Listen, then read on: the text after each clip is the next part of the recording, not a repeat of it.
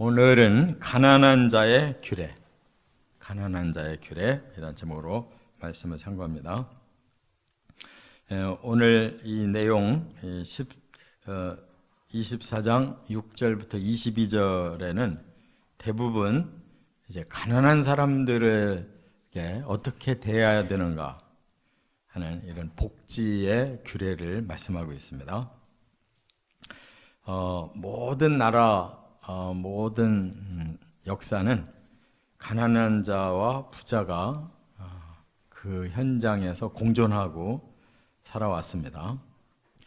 그런데 부자는 너무 부유해서 오히려 망하고 가난한 자는 너무 배고파서 망하는 것이 지금까지 역사의 현장입니다.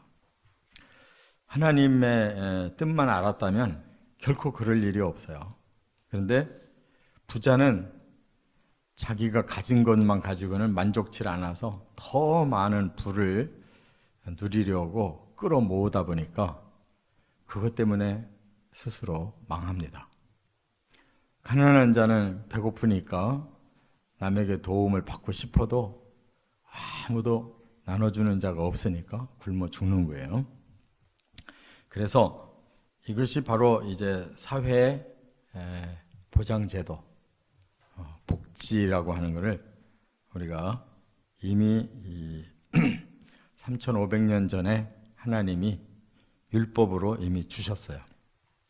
그래서 이걸 몰라서 못하는 게 아니고 알지만 사람들의 탐욕 때문에 실행되지를 않아서 지금도 여전히 불행하게 살고 있다 그 말입니다. 그냥 형식적으로만 사회보장제도가 있을 뿐이지 가난한 사람은 여전히 가난하고 부한 자는 여전히 부해서 그 나눔이 이루어지지 않기 때문에 이렇게 불행하다는 걸 우리가 깨닫게 됩니다. 그래서 부한 사람들의 입장에서는 가난한 자들이 왜 저렇게 게으르고 모질해서 가난한 거를 누구를 탓하느냐, 그건 자신들의 값이다 이렇게 생각합니다. 그러나 하나님은 그렇게 말씀하지 않았어요. 이 땅에 가난한 사람은 존재할 수밖에 없습니다. 왜냐하면 태어날 때부터 장애가 있다든지 또 환경이 너무나 어려웠다든지 이렇게 기본적으로 약한 자들이 있어요. 그런 사람들은 건강한 사람들이나 똑똑한 사람들과 함께 견주면서 살 수가 없어요. 그 사람들은 처음부터 누군가의 도움을 받지 않고는 살 수가 없는 존재인데 그걸 인정을 안 하려고 그럽니다. 그래서 건강한 사람은 약한 사람을 그냥 없이 여기는 것이 당당한 것처럼, 또 있는 자는 없는 자가 저렇게 형편없이 사는 것이 당연한 것처럼 이렇게 생각하는데 하나님은 그렇게 생각하지 않아요.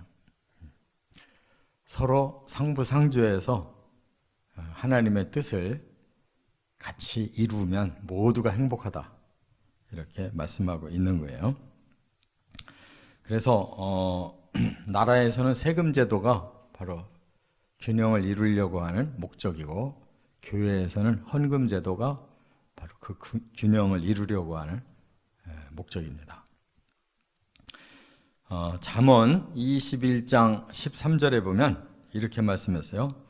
귀를 막고 가난한 자가 부르짖는 소리를 듣지 아니하면 자기가 부르짖을 때에도 들을 자가 없으리라 그랬어요. 사람들이 언제까지나 건강하고 부유한 게 아니다. 이게 뒤바뀔 수가 있다는 거예요. 그래서 가난한 자가 부르짖으면 귀를 열고 듣고 그걸 나누면 그들이 어려웠을 때 다시 또 나눔을 받을 기회가 온다는 거예요. 근데 귀를 막으면 자기가 그 어려운 상황이 됐을 때 도움 받을 수가 없다는 거예요. 그러니까 사람은 기회가 닿았을 때 바로 이렇게 함께 나누고 돕는 이런 삶을 살아야지 그것이 계속 상부상조가 된다는 거예요. 그러니까 자기 위의 조상이 잘 살았다고 해서 자손들이 잘 산다는 보장이 없어요. 그러니까 이 세상이 또 나중에는 바뀔 수가 있는 거예요. 그래서 오늘 크게 이제 세 종류에 대해서 가난한 자를 섬겨라 이렇게 말씀합니다. 첫째, 6절부터 13절에 보면 담보물에 아량을 베풀어라 그랬어요. 이 담보물이라는 것은 전당 잡힌다는 뜻이에요. 그래서 오늘 본문에 보니까 가난한 사람이 당장 먹을 게 없으면 자기가 가지고 있는 걸 담보로 해서 일단 돈을 가지고 먹을 걸 사서 먹어야 그날 하루의 생존이 가능하다. 그렇기 때문에 이 담보물을 이제 그 대신 받고 돈을 주잖아요.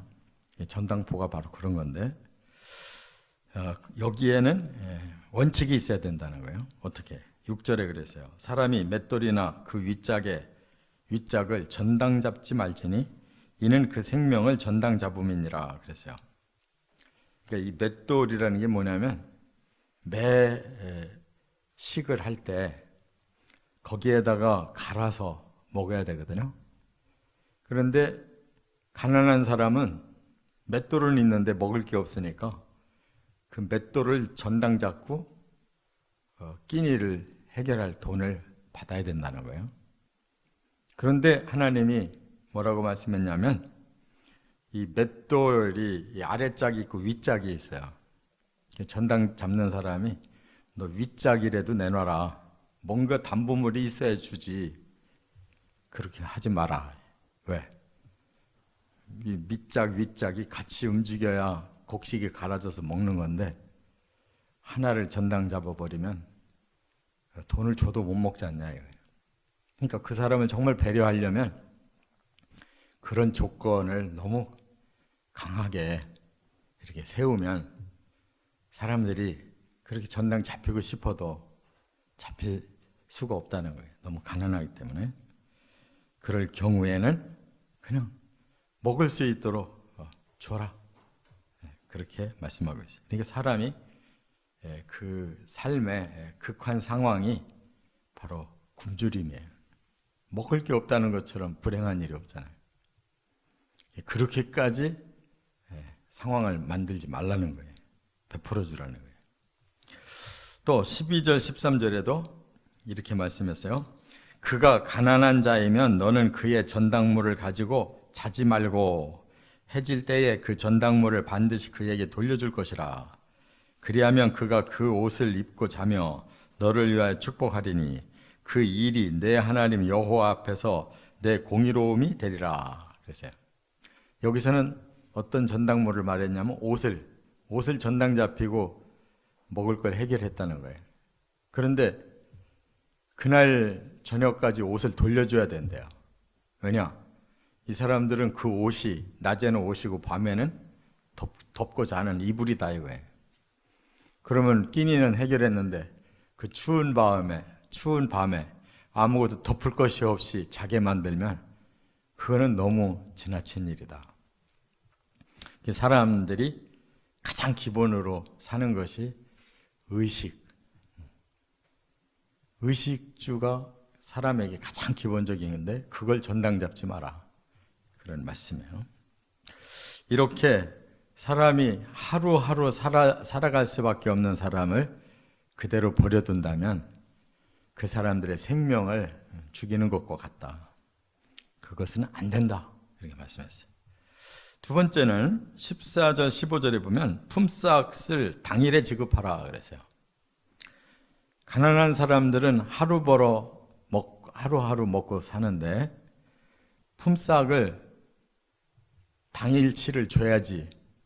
안 주고 있으면 그 사람은 생명에 큰 위협을 받게 된다는 거예요. 그래서 반드시 품삯은 해지기 전에 줘서 보내라. 이렇게 말씀을 하고 있어요. 사람이 일당으로 먹고 사는 사람들의 그 심정을 이해하지 못하고 돈을 가진 자는 자기가 있기 때문에 저 사람도 얼마든지 견딜 수 있을 거라고 자기 입장으로 생각하고 나중에 한꺼번에 죽게 하고 주질 않는다면 그 사람은 살 수가 없다는 거예요. 그렇기 때문에 품삯을 저녁에 반드시 줘서 돌아가서 먹을 걸 사서 들어가서 먹고 자게 해라, 이렇게 말씀한 거예요. 만약에 품삯을 미루고 그들이 너무 자기의 신세가 한탄스러워서 하나님 앞에 호소를 한다면 하나님이 가만히 계시지 않겠다 그랬어요. 그러니까 이웃의 생명을 해치는 그 죄가 얼마나 무서운 죄인가를 하나님이 알도록 죄를 묻겠다고 이렇게 말씀했어요. 이와 같이 우리 사람들은 남이 어떻게 되든지 말든지 그건 내 일이 아니다 이렇게 생각을 하는데 아니라는 거예요. 우리 모두의 공동의 문제라는 거예요. 그래서 사람들이 정말 치명적인 이런 삶의 위협을 당하지 않도록 서로 도우며 살아라 이렇게 말씀했어요.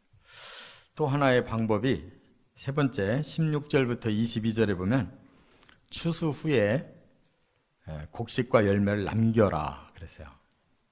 19절에 네가 밭에서 곡식을 벨 때에 그 한 뭇을 밭에 잊어버렸거든 다시 가서 가져오지 말고 나그네와 고아와 과부가 과부를 위하여 남겨두라. 그리하면 내 하나님 여호와께서 내 손으로 하는 모든 일에 복을 내리시리라 그랬어요. 우리가 과거에 농사 짓는 시대에 가을 되면은 추수를 하잖아요. 그 볕단을 묶어가지고 말려서 타작을 해야 되는데 그것을 그냥 사글이 다 비워서 가져오지 마라 그랬어요. 조금 남겨라 그랬어요. 그래야 가난한 사람들이 그 밭에 가서 조금이라도 주워서 먹을 수가 있지 않냐. 그냥 그 남은 것까지 전부 주워가지 마라 그랬어요. 그것은 가난한 사람들이 그 노동이라도 해서 자기 먹을 것을 구할 수 있는 기회를 줘야 된다는 거예요. 또 감람나무나 포도나무에서 이제 과일을 거둘 때가 되면 조금 남겨놓으라고 그랬어요. 어려운 사람들이 뒤에 와서 따서 먹을 수 있도록 이렇게 아량을 베풀어라 이렇게 말씀했어요. 그러니까 이것이 선순환의 방법이에요. 근데 이제 오늘날은 어떻게 하느냐? 여러분도 잘 알겠지만 들판에 가보면 막 하얀 막 큰 짐 덩어리 같은 게 있어요. 저는 처음에 저렇게 들판에 저렇게 그냥 반듯하게 큰 덩어리를 놓은 게 뭔가 했어요. 몰라서 처음에. 나중에 보니까 이 기계가 발달해가지고 그냥 막 싹 밀고 가가지고 그렇게 크게 집단을 이렇게 묶어놔서 아주 그걸 또 그 다음 활용하는 그런 걸 한다고 그러더라고요. 거기다 뭘 집어넣어가지고 그거를 만들어서 또 활용한다고 그러더라고요.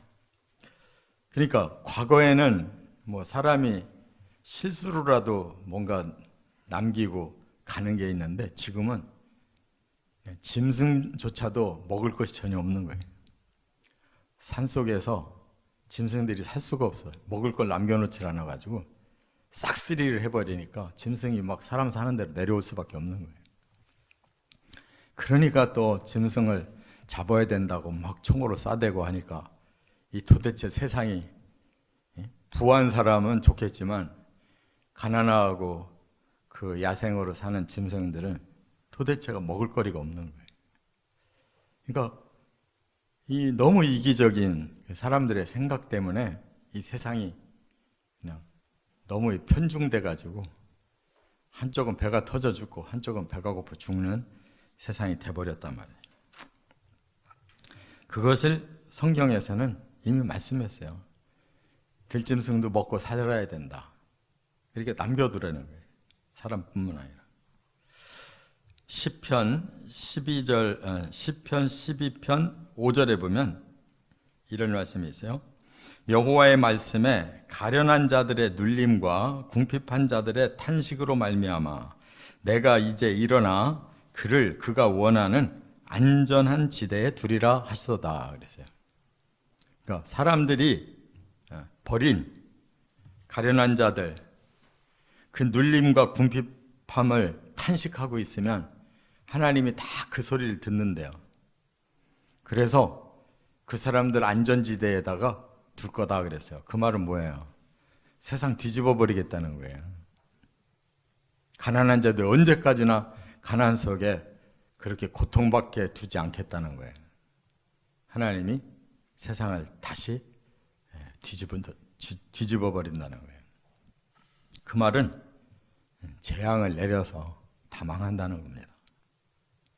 그러니까 이 세상에 이 악순환이 계속되면 반드시 하나님 심판을 받는다는 거예요.